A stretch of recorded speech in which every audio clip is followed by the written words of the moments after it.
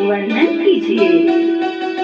जिसके उपदेश से मनुष्य पुण्य पाप करता है वह उसका भागी होता है।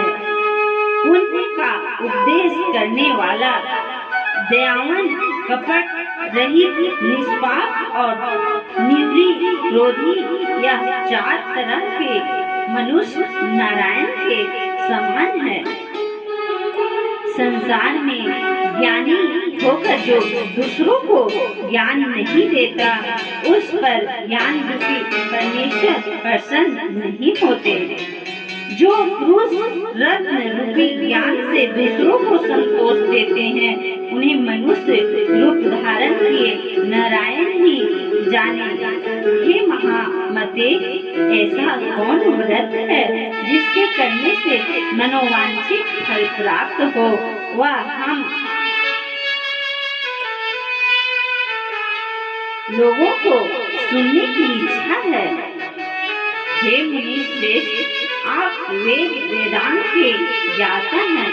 आप जैसा दूसरा कोई वक्ता नहीं दिखता, क्योंकि श्री वेद व्यास जी के आप शिष्य हैं।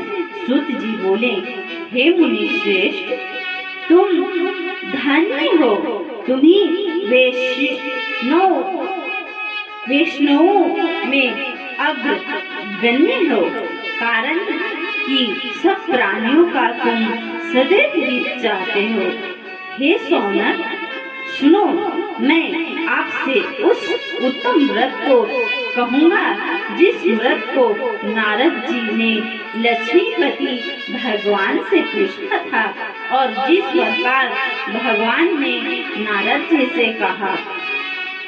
एक समय नारद जी समस्त प्राणियों के हित की इच्छा से अनेक लोकों में घूमते हुए मृत्यु लोक में आए।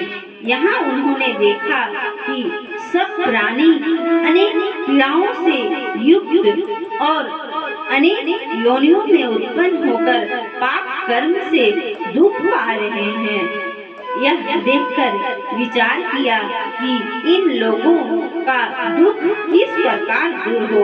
ऐसा मन में विचार कर विष्णु लोक में चले गए। वहाँ जिनके शुक्ल वर्ण 4 भुजाएं और जिन्होंने शंख चक्र को धारण किया है और वन माला में सुशोभित देवेश नारायण हैं, उनको देखकर स्तुति करने लगे। नारद जी बोले, हे